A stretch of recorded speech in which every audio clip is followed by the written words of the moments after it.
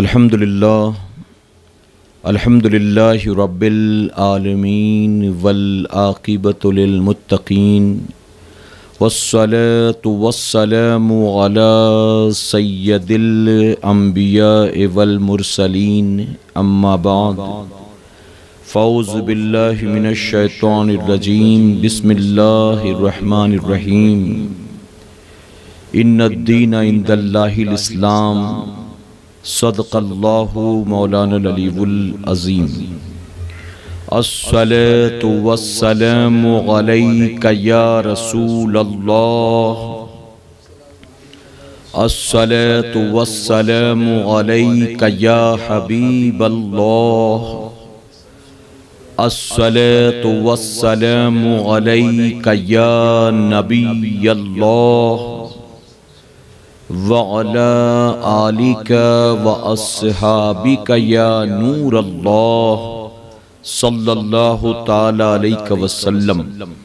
रब्बे काबा की बारगाह में दुआ है, मौला अपने हबीब साहिब लौलाक सल्लल्लाहु ताला अलैहि वसल्लम के सदक़ तुफ़ैल हम तमाम हाज़रीन और सामीन को तू दमे वापसी तक हक़ कहने, हक़ सुनने और अपने हक़ वाले बंदों के दामन से वाबस्ता रहने की तौफीक नसीब फरमा।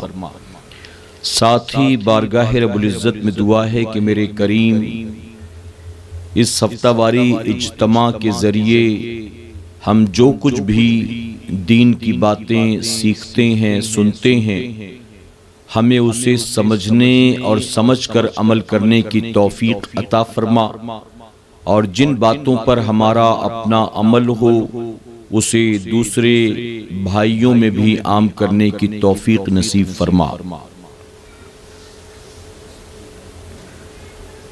मेरे प्यारे आका अलैहिस्सलातु तस्लीम के प्यारे दीवानों, खातून जन्नत हजरत फातिमतुज़ ज़हरा रज़ी अल्लाह तआला अन्हा की कनीज़ों, पिछले हफ्ते हमने और आपने दौरे हाजिर का सबसे बड़ा फितना इस उन्वान पर गुफ्तगू समात की थी, और जिसमें मैंने आपके सामने इंटरनेट की बुराइयों और इंटरनेट के नुकसानात के ताल्लुक से कुछ अहम बातें गोशगुजार की थी।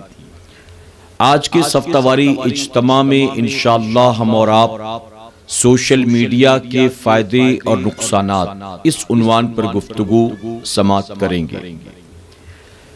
एक बात अच्छी तरह से जहन में आप महफूज कर लें कि कोई चीज जो है वो बुरी नहीं होती, बल्कि उसके इस्तेमाल के तरीके पर डिपेंड करता है कि आप उसे इस्तेमाल किस तरह से कर रहे हैं।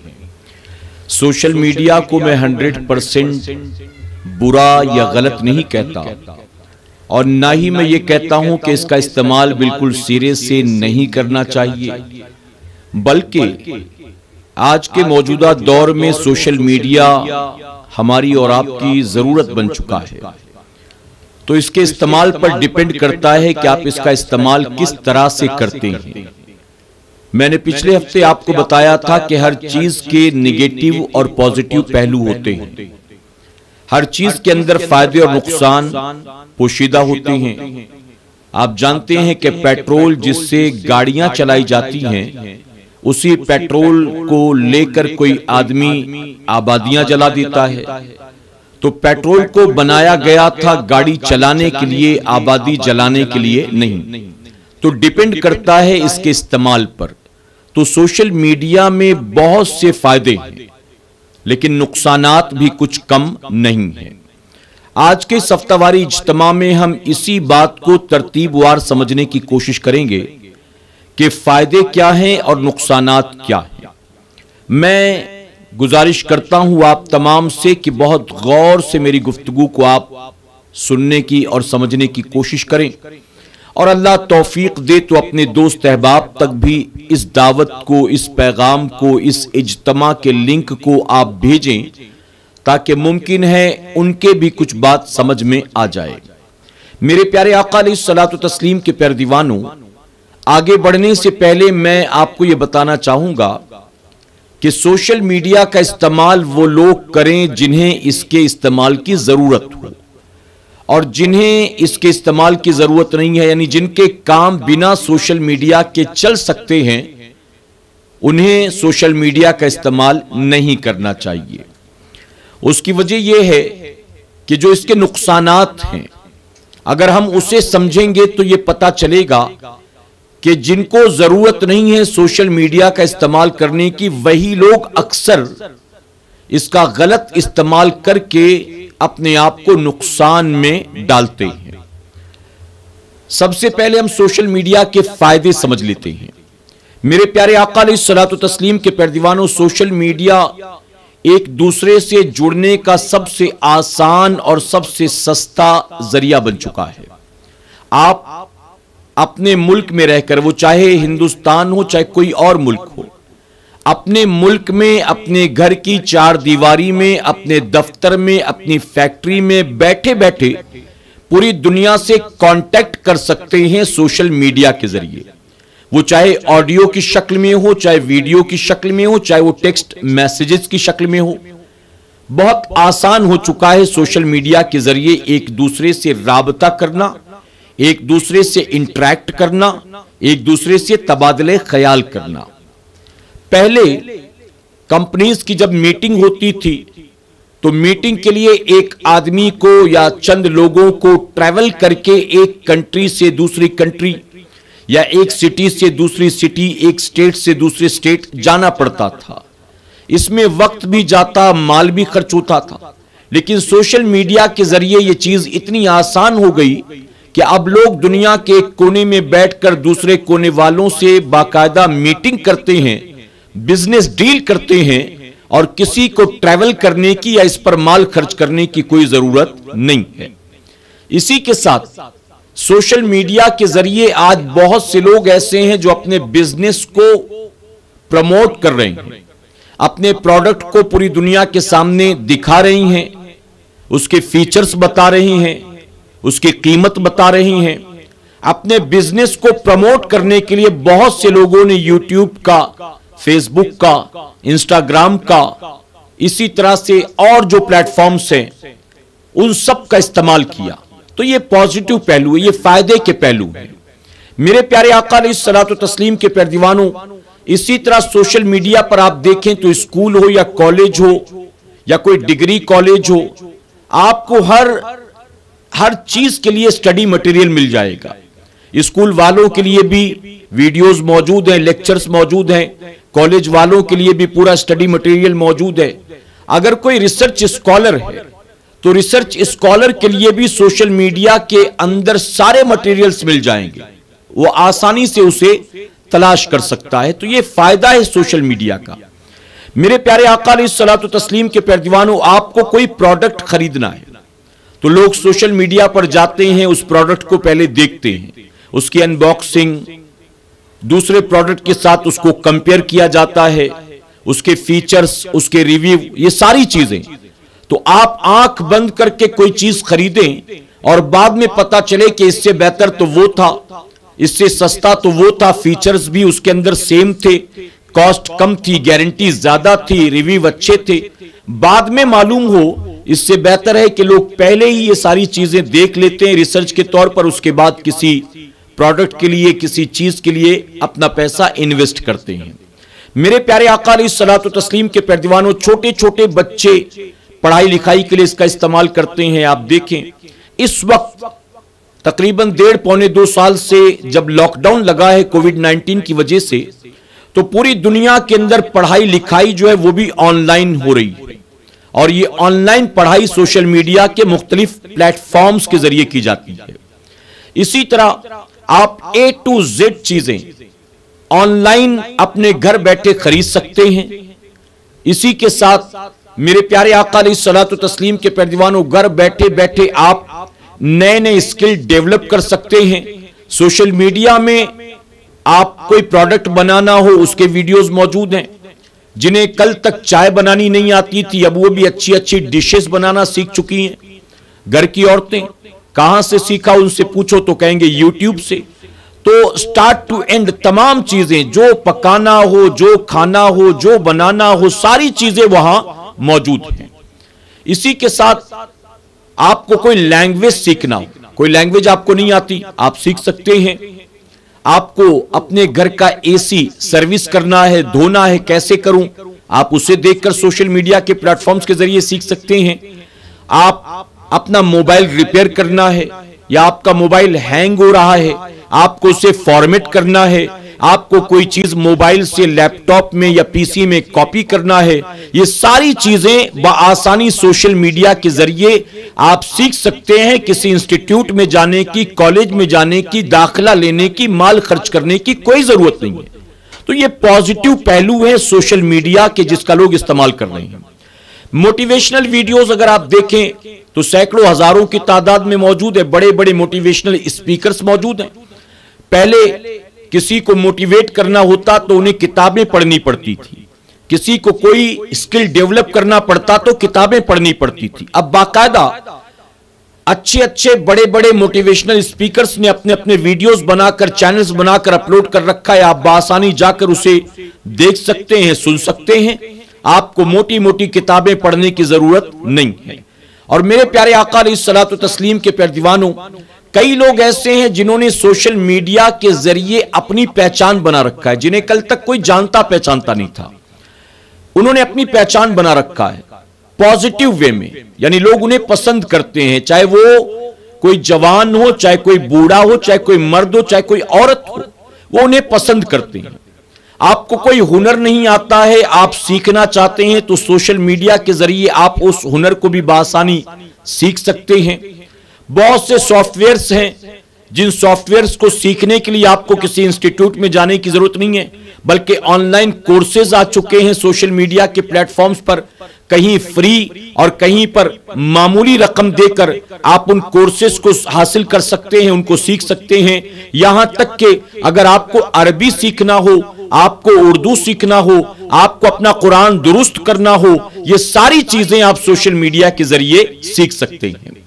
सोशल मीडिया पर उलमा इकराम के बयानात मौजूद हैं, नाते मौजूद हैं, बेहतरीन अंदाज व आवाज में कुरान की तिलावत मौजूद है। मेरे प्यारे आका अलैहिस्सलातु तस्लीम के प्यारे दीवानों, दुनिया के बेहतरीन से बेहतरीन कुर्रा कारी हजरात जिन्हें आपने कभी देखा नहीं है, जिनके बारे में आप जानते नहीं हैं, इसी सोशल मीडिया के जरिए आप उनकी तिलावत करदा कुरान को सुनते हैं, सवाब के हकदार बनते हैं आप भी और साथ ही वो कारी कुरान भी। आप किसी उन्वान पर मसलन डिप्रेशन का शिकार हैं, मायूसी का शिकार हैं, आप जाएं, बहुत सारी स्पीचेस मौजूद है उलमाए अहले सुन्नत की, आप उसे सुनेंगे। छोटी छोटी क्लिप्स हैं, 4 मिनट की, 5 मिनट की, 8 मिनट की। आप उन क्लिप्स को सुनेंगे तो यकीनन डिप्रेशन से निकलेंगे। अल्लाह और उसके रसूल सल्लल्लाहु अलैहि वसल्लम की जात पर आपका यकीन मजबूत होगा और जिन मायूसियों के आप शिकार हैं, उन मायूसियों से आप बाहर हो जाएंगे। तो ये सोशल मीडिया से फायदे हैं जो मैं आपको बता रहा हूं।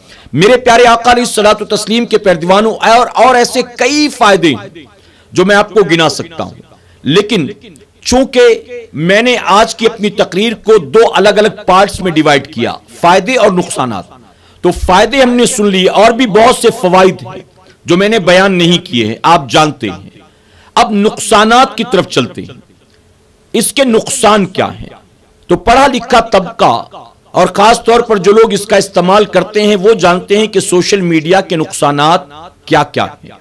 मेरे प्यारे आका अलैहिस्सलातु तस्लीम के प्यारे दीवानों, जैसा कि मैंने शुरू में कहा था, फिर कहूंगा, आप इस्तेमाल करें सोशल मीडिया का तो पॉजिटिव वे में, तो आपको फायदे ही फायदे नजर आएंगे। दुनिया का भी फायदा होगा, आखिरत का भी फायदा होगा।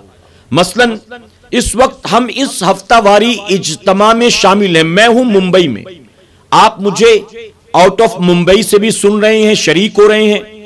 तो आप वहां रहकर अगर इस इज्तिमा में शामिल होकर सीख रहे हैं, सुन रहे हैं, नेकियां कमा रहे हैं, तो ये जरिया बना सोशल मीडिया है।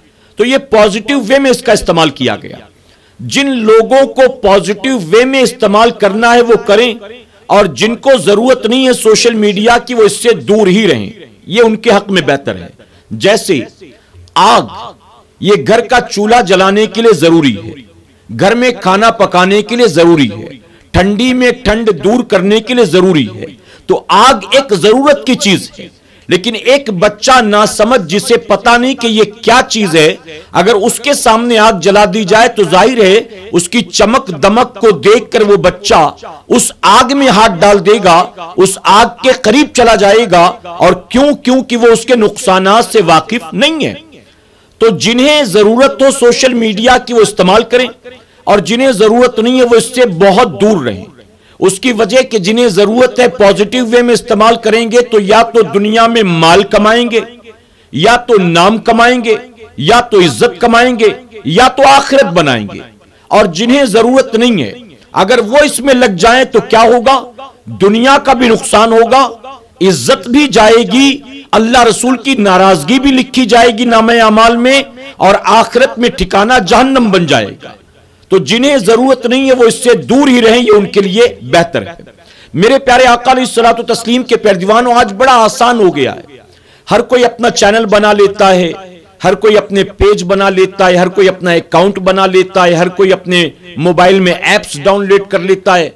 और मुझे तो माजरत के साथ कहना पड़ता है कि दुनिया के जितने बड़े से बड़े बुरे से बुरे एप्स दुनिया बनाती है, ऐसा लगता है कि हर मुसलमान नौजवान लड़के लड़की के लिए लाजिम है इसको अपने मोबाइल में डाउनलोड करना।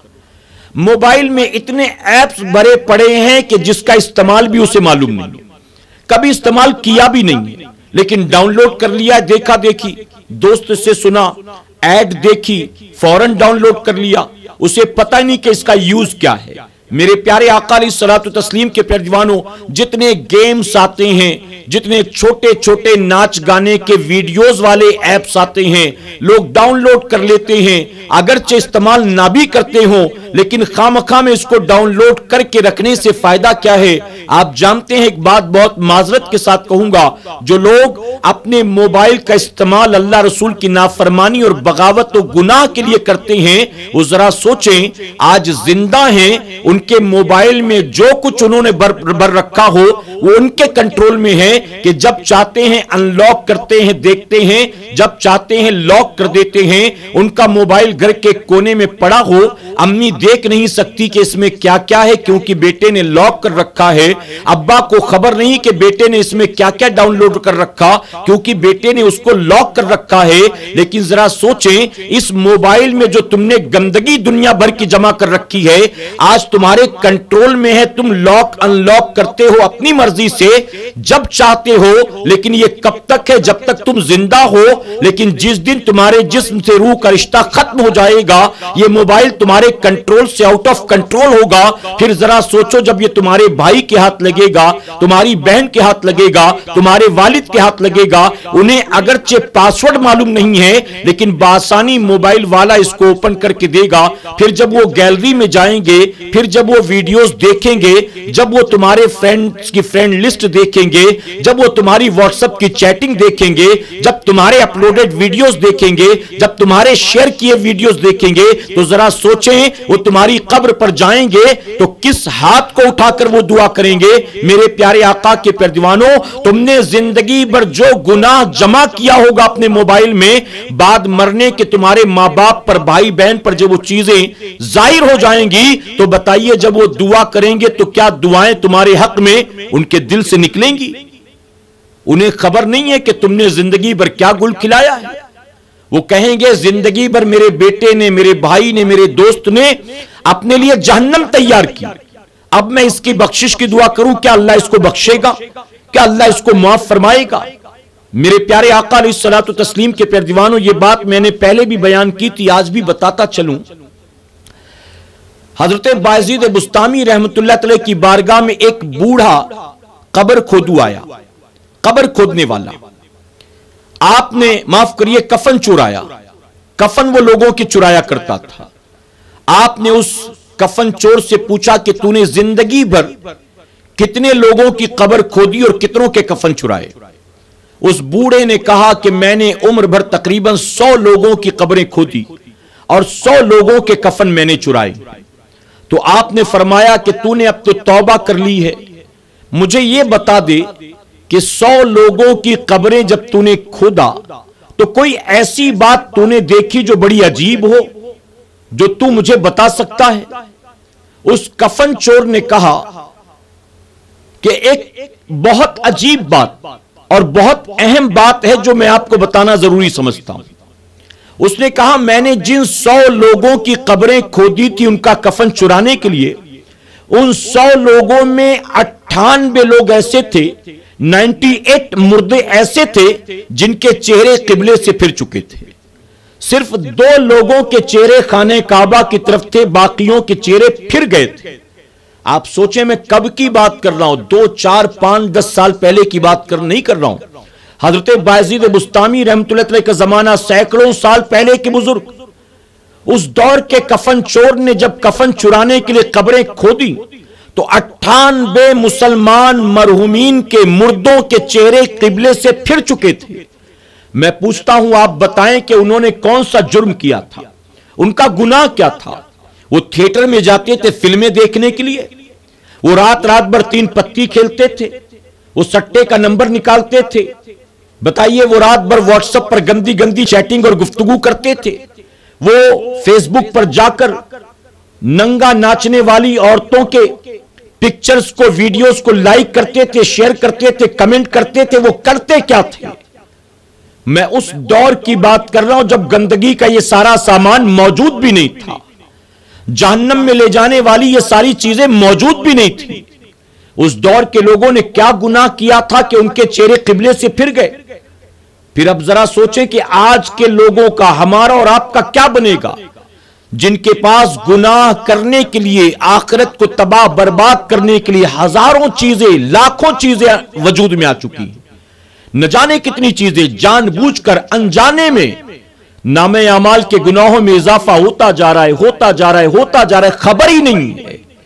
मैंने पिछले हफ्ते भी कहा था, आज भी कहूंगा, एक लड़की अगर नकाब पहनकर, चेहरा ढांक कर, बालों को अच्छी तरह लपेट कर चुटकुले सुना रही हो और वीडियो बनाकर वायरल कर रही हो, तो क्या कोई गुनाह नहीं होगा उसको?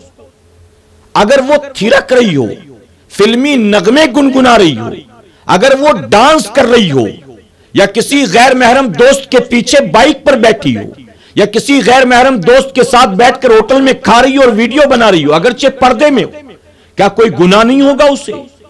एक मुसलमान नौजवान सर पर टोपी पहनकर, कुर्ता पैजामा पहनकर डांस करे, फिल्मी डायलॉग बोले, अकड़कर एटीट्यूड के साथ चले, सीढ़ियों से उतरे, सीढ़ियों पर दौड़े, कभी फास्ट फॉरवर्ड, कभी कभी स्लो मोशन करे, तो क्या बताइए कोई गुनाह नहीं होगा उसको?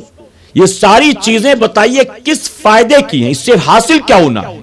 आपका ये वीडियो देखकर लोग नमाजी बन रहे हैं, आपका ये वीडियो देखकर लोग सर पर टोपी पहनने लगेंगे, एक नकाब वाली लड़की को नकाब में नाचता देखकर लड़कियां नकाब पहनने लगेंगी, एक टोपी कुर्ते पैजामे वाले को फिल्मी डायलॉग बोलता देखकर लोग कुर्ता पैजामा सिलवा लेंगे, टोपी पहनेंगे, नमाजी बन जाएंगे। इससे नफा क्या होना है, बल्कि नुकसान जानते हैं कितना बड़ा?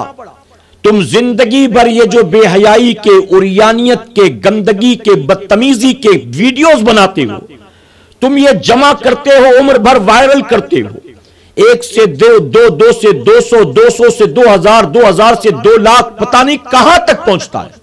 और तुम्हें खुशी होती है जितना ज्यादा वायरल हो, खुशी होती है। तुम तो आज नहीं तो कल मरोगे ना। फिरौन भी मर गया जो खुदा बना बैठा था माज़अल्लाह, नमरूद भी मर गया जो अपने आप को जबरन खुदा मनवाने पर आमादा था। तो तुम कब तक जिंदा रहोगे? तुम्हें भी तो मौत आना है ना। फिर जो काले कारनामे अंजाम देकर जा रहे हो यूट्यूब पर, टिकटॉक पर, या दूसरे जो छोटे छोटे वीडियोस के प्लेटफॉर्म्स हैं, फेसबुक की रील पर, जो कुछ कर रहे हो, ये जखीरा जो जमा करके जाते हो, बाद मरने के जितने देखेंगे, क्या तुम्हारे नामे आमाल के गुनाहों में इजाफा नहीं होगा? आज बहुत से लोग कहते हैं मैं इसका इस्तेमाल इसलिए करता हूं, इससे दिन की तबलीग हो रही है, इससे दिन का फायदा हो रहा है। मैं इनकार नहीं करता, हां फायदा हो रहा है। हुजूर के इल्मे गैब पर गुफ्तगू चले, आप अहले सुन्नत वल जमात के लिटरेचर के साथ, हमारी बाकायदा किताबों के साथ उलमा अहले सुन्नत के बयानात भी देख सकते हैं सोशल मीडिया के प्लेटफॉर्म पर, जहां बदअकीदों से डिबेट भी है, उनके एतराजात का जवाब भी है, उनके साथ मुनाजरा, बहस और फतेह और कामयाबी भी, सारी चीजें आपके लिए फायदेमंद साबित हो सकती हैं। ये चीजें लेकिन कब? जब आप इसको देखें, हुजूर हाजिर और नाजिर हैं कि नहीं, हुजूर को इल्म गैब था कि नहीं, फातिहा करना कहां से साबित है, मजार पर जाना कहां से साबित है, उर्स मनाना कहां से साबित है, गौसे आजम की 11वीं गरीब नवाज की छठी कहां से साबित है, ये 12वीं शरीफ के मौके पर चरागा करना, झंडे लगाना, जुलूस निकालना, मिलाद मनाना कहां से साबित है? आप सोशल मीडिया के प्लेटफॉर्म पर जाएं तो बासानी हमारी किताबें, आर्टिकल्स, लिटरेचर्स, स्पीच, मुनाजरे सब मिल जाएंगे इन उन्वानात पर। लेकिन आज का नौजवान क्या इन चीजों को देख रहा है? बल्कि वो जाता है कुछ देखने और कहीं से कहीं निकल जाता है, उसको खुद को खबर नहीं होती है। तो जो सबसे बड़ा नुकसान है सोशल मीडिया का, वो है वेस्ट ऑफ टाइम, वक्त की बर्बादी। कितना वक्त इसके पीछे आप बर्बाद करते हैं, आपको खुद इस बात का एहसास नहीं होता है। आप खुद सोचें, आप कितनी देर तक व्हाट्सएप इस्तेमाल करते हैं, आप कितनी देर फेसबुक इस्तेमाल करते हैं। हमारे पास टाइम मैनेजमेंट का कोई मामला ही नहीं है, कोई लेन देन ही नहीं है। कोई टाइम मैनेजमेंट का हमने शेड्यूल बनाया, चार्ट बनाया है कि इतने बजे सोना, इतने बजे खाना, इतने बजे नाश्ता, इतने बजे उठना, इतने बजे ये काम, इतने बजे ये काम। कोई टाइम मैनेजमेंट का प्रोग्राम प्लान हमारे पास है? कुछ भी नहीं है, इल्ला माशाअल्लाह। रात 2, 3, 4 बजे तक जाग रहे हैं, दोपहर 12, 1, 2 बजे तक सो रहे हैं, 2 बजे के बाद उठेंगे, फिर फ्रेश होंगे, 3, साढ़े 3 बजे नाश्ता करेंगे, फिर शाम 6, साढ़े 6 बजे खाना दोपहर का खाएंगे, और फिर रात का खाना 12, 1, 2 बजे खा रहे होंगे। मेरे प्यारे आका अलैहिस्सलातु तस्लीम के प्यारे दीवानों, इतना वक्त जाया होता है। आप सोचें, हम जब इन चीजों को ओपन करते हैं, फेसबुक हो, व्हाट्सएप हो, यूट्यूब हो, इंस्टाग्राम हो, जब इन चीजों को ओपन करते हैं तो अब कब बंद करेंगे हमें खुद को भी यह पता नहीं होता है। जानते, मैं आपको बताऊं, व्हाट्सएप मैंने ओपन किया, मुझे कोई लिंक फॉरवर्ड करना था बयान की अपनी ब्रॉडकास्ट लिस्ट में। मैंने जैसे ही फॉरवर्ड किया, मेरी 5 ब्रॉडकास्ट लिस्ट है। एक लिस्ट में तकरीबन 256 लोग होते हैं, तो 1000 लोगों को मुझे अमीर सुन्नी दावत इस्लामी के बयान की लिंक फॉरवर्ड करनी है। मैंने वो फॉरवर्ड किया।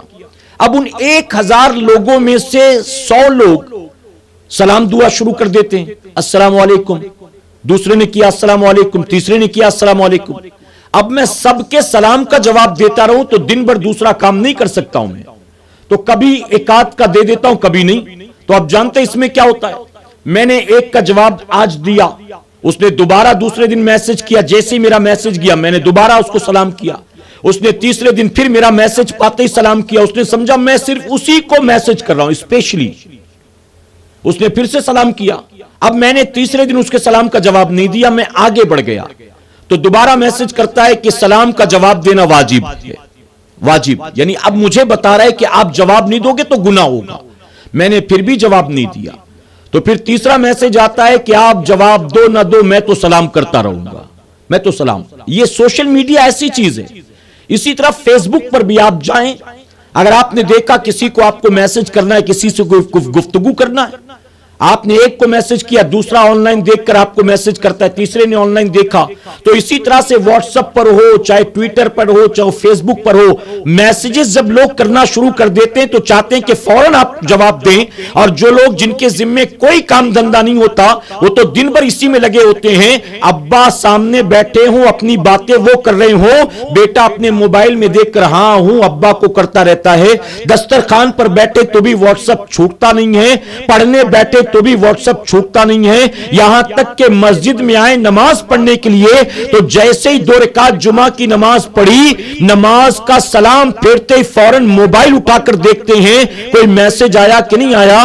कभी कभी तो मुझे ऐसा लगता है कि तेरा ताल्लुक और तेरा राबता माज़अल्लाह अल्लाह से इतना ज्यादा करीबी हो गया है कि सलाम फेरते ही तुझे मैसेज आ जाता है कबूलियत का, चेक कर रहा है कि नमाज कबूल हो गई कि नहीं हो गई, अगर हो गई तो ठीक, नहीं तो दोबारा पढ़ेगा। क्या देख क्या रहे हो? मैं कहता हूं दादा के पास, पर दादा के पास, उनके वालिदैन के पास तो सोशल मीडिया नहीं था, मोबाइल नहीं था, इंटरनेट नहीं था, उनको तो कुछ पता भी नहीं था कि फ्यूचर में ऐसी चीजें आएंगी। बताइए वो जिंदा थे कि नहीं थे? वो हमसे बेहतर इत्मीनान सुकून की जिंदगी गुजार रहे थे कि नहीं गुजार रहे थे? तो सबसे पहली चीज है वक्त की बर्बादी। सोशल मीडिया पर कितना वक्त जाया होता है आपको इस बात का एहसास नहीं। एक बात और बता दूं मैं आपको, मेरे प्यारे आका अलैहिस्सलातु तस्लीम के प्यारे दीवानों, हम कहते हैं हम दीन की तबलीग के लिए, दीन की खिदमत के लिए इसका इस्तेमाल करते हैं। मैं पूछता हूं जरा बताइए, सिद्दीक अकबर ने कौन से सोशल मीडिया का इस्तेमाल किया था? सैयदना उमर फारूक आजम ने कौन से सोशल मीडिया का इस्तेमाल किया था? सैयदना उस्मान गनी और मौलाए कायनात ने कौन से सोशल मीडिया का इस्तेमाल किया था?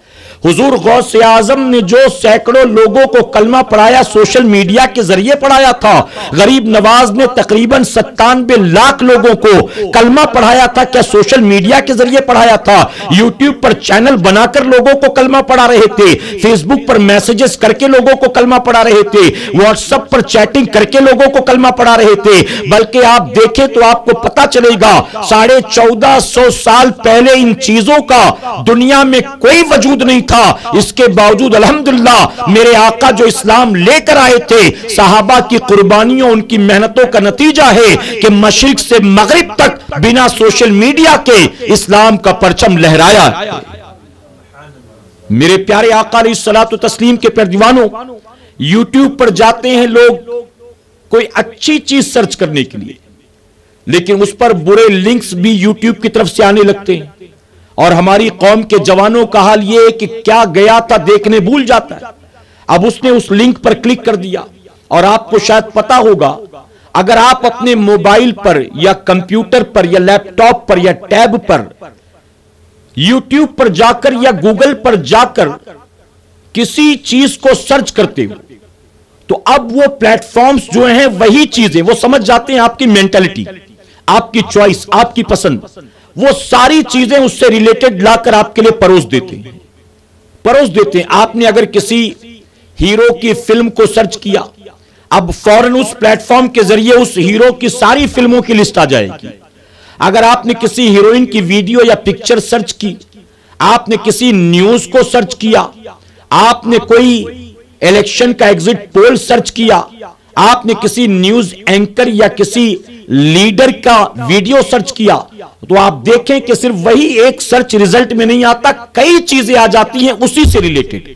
मेरे प्यारे आका के प्यारे दीवानों, तो लोग कहीं से कहीं निकल जाते हैं, उन्हें खबर नहीं होती, और कितना वक्त जाया होता है उन्हें इस बात का एहसास नहीं। आप सोचें, दिन और रात में 24 घंटे होते हैं, 24 घंटे में हम और आप कम से कम 6 घंटे तो सोते होंगे।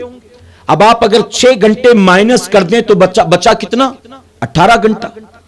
24 घंटे में 6 माइनस करें तो बचा कितना? अब 18 घंटों में आपके वॉशरूम जाने का टाइम, नहाने का टाइम, ब्रश करने का टाइम, ये सारा टाइम कैलकुलेट कर लें आप कितनी बार टॉयलेट बाथरूम गए, सुबह ब्रश करने में कितना टाइम आपने लगाया, ये सारी चीजें कम से कम 2 घंटे तो इसमें माइनस हो जाएंगे, बचे 16 घंटे। 16 घंटों में कितने घंटे आप कारोबार में दे रहे हैं, काम में दे रहे हैं, फैक्ट्री में दे रहे हैं, दुकान में दे रहे हैं, दफ्तर में दे रहे हैं, नई चीजें पढ़ने पढ़ाने में, नई स्किल डेवलप करने में कितना वक्त इसमें दे रहे हैं, अपनी पढ़ाई लिखाई में कितना वक्त दे रहे हैं, जो चीज सीख रहे हैं उस चीज को सीखने में कितना वक्त दे रहे हैं, अपने वालिदैन को कितना वक्त दे रहे हैं, अपने दोस्त अहबाब को कितना वक्त दे रहे हैं, अगर शादीशुदा है तो अपने बीवी बच्चों को कितना वक्त दे रहे हैं, सारा कैलकुलेट करें। फिर खाने पीने में कितना वक्त, सुबह का नाश्ता, दोपहर का खाना, रात का खाना, शाम का नाश्ता, और फिर हमारी और आपकी आदत आवारा गर्दी वाली कि चल ढाबे पे खा के आते हैं, चल होटल में खा के आते हैं, चल चाइनीज तुझे खिलाता हूं, चल सीख पराठा खिलाता हूं। आप सोचें कि इसके पीछे कितना वक्त बर्बाद करते, तो 24 घंटे में कितना वक्त हम बर्बाद कर रहे हैं इन सारी चीजों में। अब उस पर व्हाट्सएप भी है, फेसबुक भी है, यूट्यूब भी है, इसके पीछे कितना वक्त बर्बाद होगा। फिर रात रात भर गेम खेलते रहना, रात रात भर गंदे वीडियोस देखते रहना। मेरे प्यारे आका के प्यारे दीवानों, मैं एक बार फिर कहना चाहूंगा आपको, मेरे आका सल्लल्लाहु अलैहि वसल्लम ने जिन 5 चीजों को नेमत फरमाया है, वक्त फरमाया गया कि उसमें अल्लाह की नेमत है। और याद रखिएगा, अल्लाह ने 60 साल जिंदगी दी है, 80 साल जिंदगी दी है, 40 साल जिंदगी दी है। अल्लाह ने जितनी उम्र आपकी लिख दी है, एक सांस भी ना कोई कम कर सकता है, न एक सांस भी कोई और बढ़ा सकता है। तो अल्लाह ने जो तुम्हें नेमत की शक्ल में ये उम्र अता फरमाई है, अगर तुम इसको सोशल मीडिया पर बर्बाद करोगे तो कल कयामत में अल्लाह की बारगाह में इसका जवाब क्या दोगे? फरमाया गया कयामत में हर बंदे से 5 सवाल किए जाएंगे, और जब तक वो इनका जवाब न दे ले, अपनी जगह से पैर तक उठाने की उसको इजाजत नहीं होगी। उनमें 2 सवाल जानते हैं, वो आपकी एज से, आपकी लाइफ से, आपकी उम्र से रिलेटेड है। फरमाया गया पहला सवाल होगा, अपनी जिंदगी को कहां गुजारा था? जिंदगी को, अब जिंदगी में तो पूरी जिंदगी आ गई ना, बचपन भी, जवानी भी, बुढ़ापा भी, सब आ गया। लेकिन फरमाया गया अब इसमें स्पेशली दूसरा सवाल होगा, अपनी जवानी को तूने कहां गुजारा था? मैं पूछता हूं तमाम टिकटॉक स्टार्स से, टिकटॉक तो बंद हो गया हमारे मुल्क में, अब पता नहीं और कितने प्लेटफॉर्म्स आ चुके हैं टिकटॉक की वजह से। फेसबुक पर यह सेगमेंट सेक्शन नहीं होता था, अब वो भी रील के नाम पर आ गया।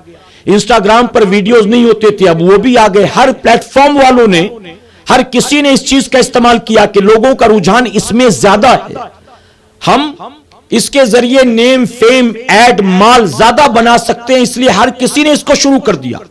तो उन तमाम मुसलमान लड़के लड़कियों से मैं पूछता हूं जो दिन रात इसी में लगे रहते हैं, वो बताएं कयामत के दिन अल्लाह की बारगाह में क्या यही कहेंगे कि मौला मैं इतना बड़ा स्टार बन गया था, तुझे पता नहीं चला? माज़अल्लाह, मेरे फॉलोअर कितने थे, मेरे सब्सक्राइबर कितने थे, मेरे चाहने वाले कितने थे? तू मुझसे पूछता है मैंने जवानी को कहां गुजारा था? तुझे पता नहीं है किन किन प्लेटफॉर्म्स पर मैंने गुजारा था, कैसे कैसे ऑडियो वीडियो बनाने में मैंने गुजारा था, मैं कितना बड़ा स्टार बन गया था? माज़अल्लाह, क्या बताइए कयामत में अपनी जबान से ये जुमला बयान कर सकेंगे, ये जवाब दे सकेंगे? मेरे प्यारे आका अलैहिस्सलातु तस्लीम के प्यारे दीवानों, तो वेस्ट ऑफ टाइम सबसे पहला नुकसान। दूसरा नुकसान यह है कि सोशल मीडिया से पहले 2009 से पहले एक सर्वे की रिपोर्ट में आपको बताता हूं, 2009 से पहले वर्ड लव जिहाद कोई नहीं जानता था, मॉब लिंचिंग कोई नहीं जानता था, इसी तरह से गैंग रेप कोई नहीं जानता था। ये सारी चीजें आम हुई हैं। अब तो जवान बूढ़ा नहीं, बच्चा भी ये वर्ड जानता है सोशल मीडिया की वजह से, क्योंकि ये चीजें आम हो चुकी हैं। और जानते हैं ये गैंग रेप का कॉन्सेप्ट हालांकि पहले भी होता था, लेकिन अब ये जो आम हो चुका है वो भी सोशल मीडिया की वजह से। जब हमारी कौम के जवान या तमाम मजाहिब के नौजवान जब वो इन साइट्स पर जाकर पॉर्न वीडियोस देखेंगे, गंदे गंदे वीडियोस देखेंगे, गंदी गंदी फिल्में देखेंगे, 18 साल, 17 साल, 16 साल, 21 साल, जब दिन रात वो यही देखते रहेंगे, यही देखते रहेंगे, यही देखते रहेंगे, तो यकीनन उनका नफ्स खुद इस काम की तरफ उनको आमादा करेगा। और जब उन्हें मौका मिलेगा तो 3-4 लोग एक साथ जमा होकर किसी भी अपोजिट सेक्स वाले को, किसी भी लड़की को या औरत को पकड़ेंगे और पकड़ने के बाद उसके साथ वही सुलूक करेंगे जो वो सालों से देखते चले आ रहे हैं। तो ये गैंग रेप का कॉन्सेप्ट आम हुआ इसकी वजह से। लव जिहाद, मेरे प्यारे आका अलैहिस्सलातु तस्लीम के प्यारे दीवानों, आज ये वर्ड बहुत आम है, आप जानते हैं। मैं माजरत के साथ एक बात कहूंगा, हम उस मुल्क में रहते हैं जिस मुल्क में दौरे हाजिर के बड़े बड़े फितना परवर लोग रहते हैं, वसीम रजवी की शक्ल में हो, नरसिम्हानंद की शक्ल में हो या XYZ, मैं सबके नाम भी नहीं गिना सकता। वो बड़े बड़े फितने हैं जो इस वक्त यहां मौजूद हैं, और इन फितनों को भी हम जानते हैं तो सोशल मीडिया की वजह से।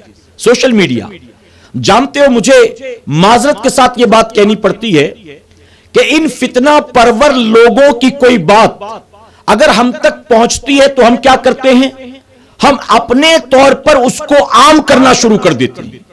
मैंने ऐसे ही एक शख्स जिसने हुजूर अकरम सल्लल्लाहु अलैहि वसल्लम की बेअदबी और गुस्ताखी की थी ओपनली, मैंने उसका एक इंटरव्यू देखा। जानते हैं उस इंटरव्यू में वो जालिम क्या कह रहा था? उस इंटरव्यू में वो जालिम कह रहा था कि मैं तो उन बेपढ़े लिखे जाहिल मुसलमानों का शुक्रिया अदा करता हूं जिन मुसलमानों ने मेरे वीडियो को दुनिया के उस कोने तक पहुंचा दिया वायरल कर करके कि जहां तक अपने बलबूते मैं नहीं पहुंचा सका था। अब बताइए हम क्या कर रहे हैं?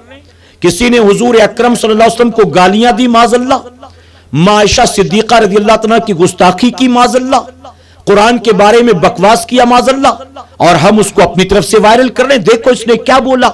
हमने अगर साथ में चंद गालियां लिख भी दी, हमने अगर उसके साथ अपना वीडियो बना भी दिया, तो भी हम उसकी इस गलत चीज को प्रमोट कर रहे हैं कि नहीं कर रहे हैं? मेरे प्यारे आका के प्यारे दीवानों, कोई मेरे नबी की शान में गुस्ताखी करे माज़अल्लाह, और हम उसे सुनने के बाद उसको आम करें, ये कैसे हो सकता है भला बताइए? खून खौलना चाहिए। उसको डिलीट करो, उसको हटाओ, उसको भगाओ, उस पर लानत मलामत करो, लेकिन हम उसको वायरल करो तो सारे ब्रॉडकास्ट लिस्ट में, ग्रुप में, जहां जहां हमें हर जगह हमने पहुंचा दिया। ये नुकसान है। इसी तरह से सोशल मीडिया के जरिए अफवाहें बहुत तेजी से फैलती हैं, बहुत तेजी से। मेरे प्यारे आका के प्यारे दीवानों, मेरे पास बाकायदा मुख्तलिफ ऑर्गेनाइजेशंस की सर्वे की रिपोर्ट्स मौजूद है कि सोशल मीडिया के आने से पहले एक साल में कितने दंगे होते थे, सोशल मीडिया के वजूद में आने के बाद एक साल में कितने दंगे होते हैं। यानी दंगे फसाद बढ़ गए हैं सोशल मीडिया की वजह से। अफवाहें ज्यादा फैलती हैं सोशल मीडिया की वजह से। किसी आदमी को गलत साबित करना हो, सही साबित करना हो, बहुत आसान हो गया है सोशल मीडिया के जरिए से। एक पॉलिटिकल पार्टी के सदर ने, जानते हो क्या कहा? उसने इतना बड़ा स्टेटमेंट ओपनली दिया। उसने कहा इस वक्त व्हाट्सएप पर हमारे 50 लाख ग्रुप्स हैं और 50 लाख ग्रुप के जरिए हम पूरी दुनिया को यह बता सकते हैं कि क्या सही है क्या गलत है। अब आप सोचें, एक ग्रुप में 256 मेंबर्स होते हैं, 50 लाख ग्रुप, कैलकुलेशन करें कितने करोड़ों तक उसकी खबर पहुंचती है। और आपको यह भी पता होगा कि इन पॉलिटिकल पार्टीज के जो सोशल मीडिया के ग्रुप्स हैं, वो जो प्रमोट करते हैं, डिजिटल मार्केटिंग वाली टीम है, बाकायदा वो पेड है। यानी हर इंप्लॉई को एक मैसेज के बदले, एक मैसेज के जवाब के बदले, कहीं पर बहस हो रही हो तो उसमें शामिल होने और उसको हवा देने के बदले कितने पैसे मिलते हैं। कहीं 2 रुपया एक मैसेज का, कहीं लाइक का पैसा, कहीं कमेंट का पैसा, कहीं शेयर का पैसा, कहीं ज्यादा से ज्यादा वायरल करने का पैसा, हर चीज का पैसा। और इन पॉलिटिकल पार्टीज के पास तो पैसों की कमी नहीं है, इनके पास तो करोड़ों का फंड मौजूद है। अपनी पार्टी को मजबूत करने के लिए, अपनी पार्टी के किसी कैंडिडेट को अच्छा साबित करने के लिए, अपनी गलत पॉलिसीज को सही साबित करने के लिए अगर वो करोड़ों रुपए झोंक देते हैं सोशल मीडिया के जरिए, तो उनको कोई फर्क नहीं पड़ता। मेरे प्यारे आका के प्यारे दीवानों, एक सबसे अहम बात जो मैं कहना चाहता हूं वो ये है कि सोशल मीडिया आज लोगों के जिस्म ही पर कंट्रोल नहीं कर रहा है, सिर्फ हाथ पैर पर, आंखों पर ही नहीं, बल्कि सोशल मीडिया आज इतना स्ट्रांग हो गया है कि लोगों के ब्रेन पर कंट्रोल कर रहा है। सोच बदल रहा है, फिक्र बदल रहा है। आप कोई खबर बार बार देखते रहे, आप किसी आदमी की तस्वीर रोजाना देखते रहे, कुछ दिनों के बाद आपको वो खबर सही लगने लगती है, लगता है सही खबर है, लगता है ये आदमी अच्छा है, इसकी पॉलिसीज अच्छी हैं, इसकी स्पीच अच्छी है, लोग इसमें खामखा कीड़ा निकालते हैं। हालांकि ऐसा नहीं है, आपकी सोच को बदल दिया गया। कल तक जिसको बुरा समझते थे, सोशल मीडिया ने पूरा जोर लगाकर यह साबित किया कि नहीं वो बुरा नहीं है, सही है। लोग मान जाते सही आदमी है, सही आदमी है। मेरे प्यारे आका के प्यारे दीवानों, कल तक हमारे मुल्क में महंगाई होती थी तो आम किसान से लेकर, मजदूर से लेकर, पार्लियामेंट में बैठने वाला नेता भी बौखला जाता था। अब हमारे यहां पर वही महंगाई, बल्कि महंगाई का रेशियो 300 गुना, किसी ने कहा 700 गुना ज्यादा बढ़ गया, लेकिन कोई कहीं आह नहीं, ऊ नहीं, कुछ नहीं, कुछ भी नहीं, सब कुछ कंट्रोल किया गया है। सोच और फिक्र को बदला गया सोशल मीडिया के जरिए। तो आप सोचें कि ब्रेन पर कंट्रोल, सोशल मीडिया ये इतना मजबूत प्लेटफॉर्म है कि एक आम आदमी रास्ता चलते हुए अपनी आवाज को अपने मुल्क के प्राइम मिनिस्टर तक पहुंचा सकता है, प्रेसिडेंट तक पहुंचा सकता है, ये फायदेमंद चीज है, लेकिन हम उसका इस्तेमाल उस वे में नहीं कर रहे हैं। आप देखें, मेन स्ट्रीम मीडिया जितने भी न्यूज चैनल्स हैं वो बिक चुके हैं। जो खबरें आपके लिए फायदेमंद हो, आपके हक में हो, मुल्क के हक में बेहतर हो, उन खबरों को दिखाया नहीं जाता है, बल्कि बाकायदा ऐसा लगता है कि उनको गाइड किया जाता है, उनको राइटर्स के जरिए लिख कर दिया जाता है, उनको समझाया जाता है कि तुम्हें कौन सी खबर दिखाना, कौन सी नहीं, कौन सी फायदेमंद है उनके लिए वो दिखाएं, कौन सी फायदेमंद उनके लिए नहीं वो ना दिखाएं। मेरे प्यारे आका के प्यारे दीवानों, तो हमारा कोई मजबूत सोशल मीडिया का ऐसा प्लेटफॉर्म भी नहीं कि हम अपनी आवाज को बुलंद कर सके और हक बात लोगों तक पहुंचा सके। हम इस्तेमाल तो कर रहे हैं, लेकिन हमारी अक्सरियत, हमारी कौम के अक्सर नौजवान लड़के लड़कियां निगेटिव वे में इसका इस्तेमाल कर रहे हैं। जो अपना चैनल बना नहीं पाते वो दूसरों के चैनल देखते रहते हैं। जो किसी प्लेटफॉर्म पर अपना वीडियो बनाकर शेयर नहीं कर सकते हैं वो दूसरों के गलत गलत, बुरे बुरे, गंदे गंदे वीडियो देखते रहते हैं। मेरे प्यारे आका के प्यारे दीवानों, नुकसानात के बहुत से पहलू हैं। हमें अपने आप को सोशल मीडिया से जितना ज्यादा से ज्यादा हो बचाने की कोशिश करना चाहिए। पॉजिटिव वे में इस्तेमाल करो, टाइम मैनेजमेंट सीखो, हर वक्त व्हाट्सएप पर लगे रहना, हर वक्त फेसबुक पर लगे रहना, एक साथ दो दो तीन तीन ऐप्स ऑन रखना, ये भी वो भी चल रहा है, ये नहीं चलने वाला है।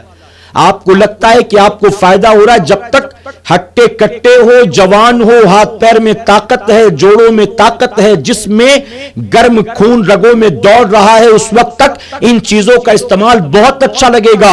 लेकिन जैसे ही तुम थोड़ा सा आगे बढ़ोगे, उम्र बढ़ेगी, फिर तुम खुद कहोगे पता नहीं शोल्डर में पेन क्यों होता है, पता नहीं चेस्ट में पेन क्यों होता है, पता नहीं रात को नींद क्यों नहीं आती है, पता नहीं मेरी मेमोरी इतनी कमजोर क्यों हो गई है, मेरी आंखों के आगे ब्लड क्यों रहता है, आंखों के आगे धुंधलापन क्यों रहता है, कमर में दर्द क्यों होता है। मेरे प्यारे आका के प्यारे दीवानों, आज जवानी में फायदे ही फायदे नजर आते हैं आपको, लेकिन कल आंख खुलेगी तो एहसास होगा काश हमने ये नहीं किया होता तो अच्छा होता, हमने ये नहीं किया होता तो अच्छा होता। मेरे प्यारे आका अलैहिस्सलातु तस्लीम के प्यारे दीवानों, मैंने फायदे भी गिना दिए, नुकसानात भी बता दिए। अब मैं उम्मीद करता हूं और दरख्वास्त भी करता हूं, जिन जिन लोगों तक मेरा ये पैगाम पहुंचे वो तमाम लोग पॉजिटिव वे में सोशल मीडिया का इस्तेमाल करें। मैं सिरे से इसको नकारता नहीं हूं, मैं खुद भी इस्तेमाल करता हूं, हमारी तहरीक भी इस्तेमाल करती है, मेरा पैगाम भी इसी प्लेटफॉर्म के जरिए आप तक पहुंच रहा है,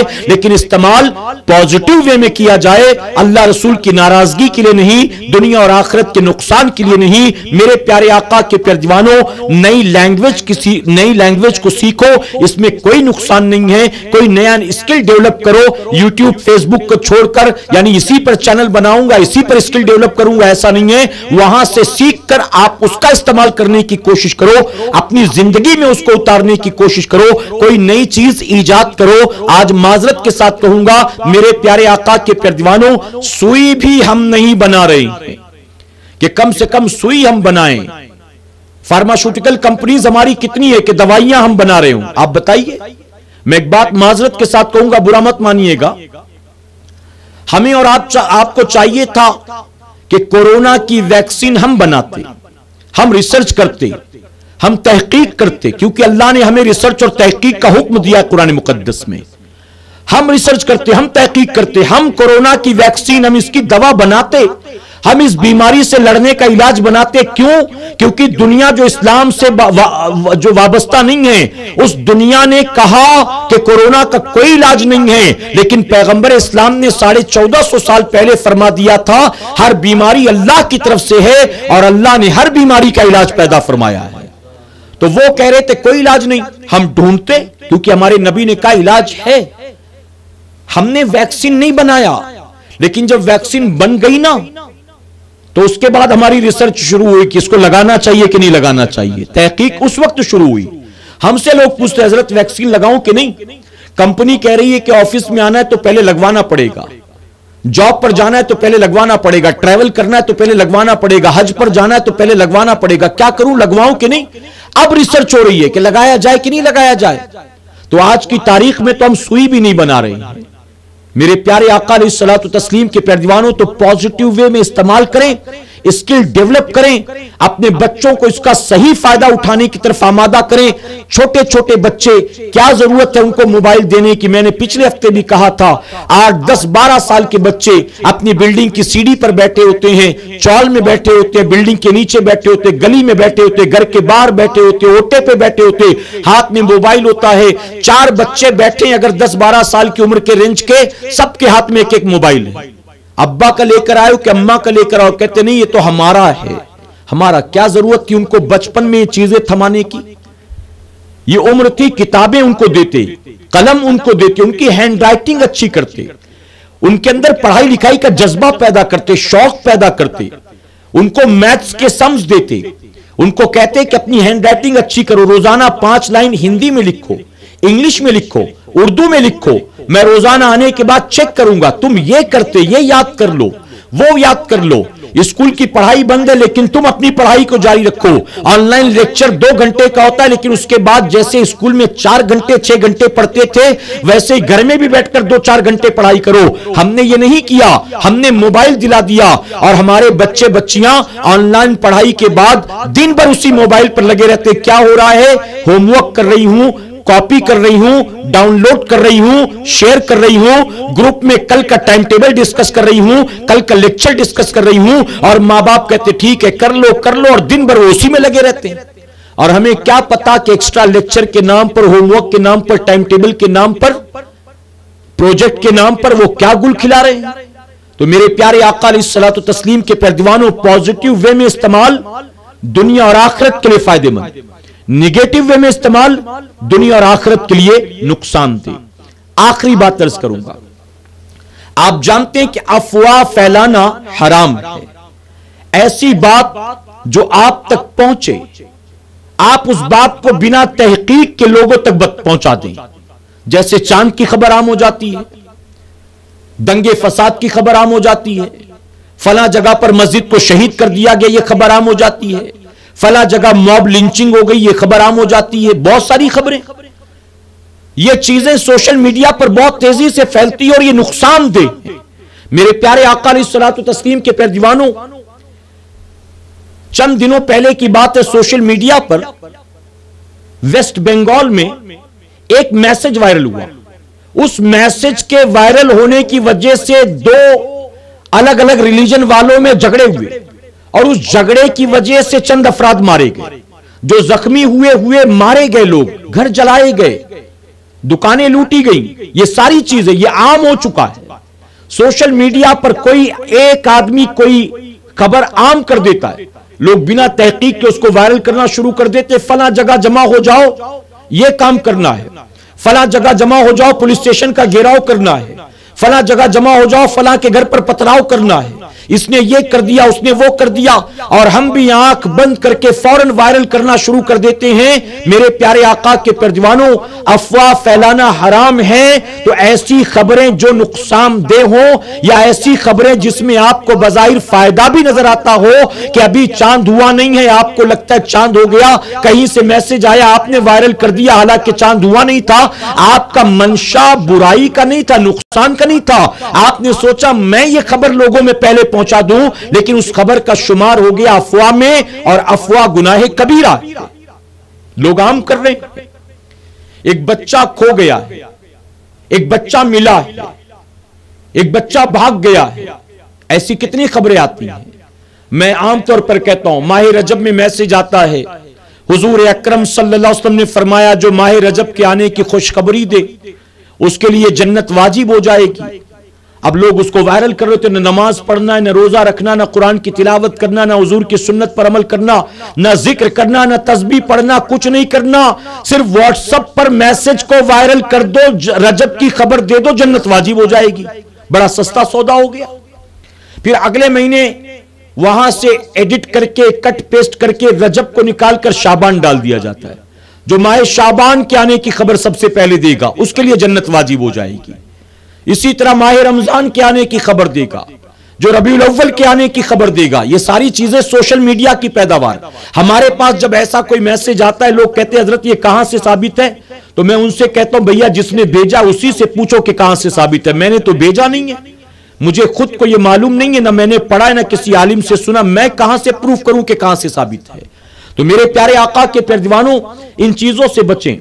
कोई बच्चा खो जाता है और खोने के बाद वो मिल भी जाता है, लेकिन मैसेज वायरल हो रहा होता है कि फला बच्चा खो गया, उम्र इतनी है, यहां का रहने वाला, ये फोन नंबर है, जिस किसी भाई को मिले यहां से कांटेक्ट करे, उन्हें सही इनाम दिया जाएगा। बच्चा मिल भी चुका है, लेकिन मैसेज यूं ही वायरल हो रहा होता है और हम भी उसको वायरल कर रहे होते हैं। मेरे प्यारे आका के प्यारे दीवानों, कभी कभी तो ऐसा होता है कि कोई इस तरह का मैसेज कई सालों तक आम होता रहता है और लोगों को खबर ही नहीं होती, कोई पता ही नहीं करता है कि कम से कम उस नंबर पर फोन करके पूछे कि तुम्हारा बेटा मिला कि नहीं, तुम्हारी बेटी मिली कि नहीं। लोग आम कर रहे होते हैं। मेरे प्यारे आका के प्यारे दीवानों, तो बड़े नुकसानात के पहलू हैं सोशल मीडिया के। मैंने चंद चीजें गिनाई हैं, अभी बहुत सी बाकी हैं। फिर कभी इंशाअल्लाह दरमियाने गुफ्तगू मुझसे जाने अनजाने में कोई गलती खामी रह गई, आप सबको गवाह बनाकर सच्चे दिल से तौबा करता हूं। रब मेरी तौबा कबूल फरमाए और हमारे आज के सफ्तवारी इज्तिमा को अल्लाह तबारक तआला क़यामत में हमारे लिए, हमारे वालिदैन के लिए, हमारे अहल व अयाल के लिए बख्शिश और निजात का जरिया बनाए। वमा अलैना इल्लल बलाग।